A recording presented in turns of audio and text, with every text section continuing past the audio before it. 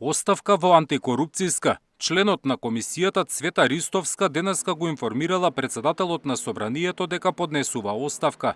Причината замена од функцијата била, како што наведува, сомнежот на јавноста за нејзината работа како член на ДКСК.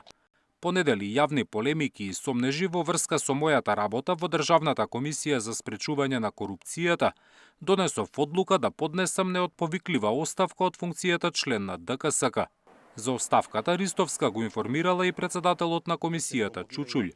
По бројните реакции за нејзината работа, тој оценува дека е позитивно што Ристовска ја напуштила антикорупцијската комисија. Мислам дека ова е позитивен исход на целата ситуација и јавниот притисок кој го имаше комисијата, мислам дека ова е позитивен чин од нејзина страна тоа што се повлече, така да сметам дека комисијата непречено ќе продолжи да работи. Оставката доаѓа откако во јавноста се појавија информации дека Ристовска во анкетниот лист не ги пријавила фирмите на своите деца, кои за време на изборите добиле и десетици илјади евра од политички партии за маркетинг услуги. Ристовска се бранеше дека бизнисите не ги пријавила затоа што нејзините деца не живеат со неа. Во оставката пак наведува дека станувало збор за можен административен пропуст, а не намера за прикривање. Жалам доколку одредени околности, вклучително и можни административни пропусти, доведоа до неосновани сомнежи во јавноста.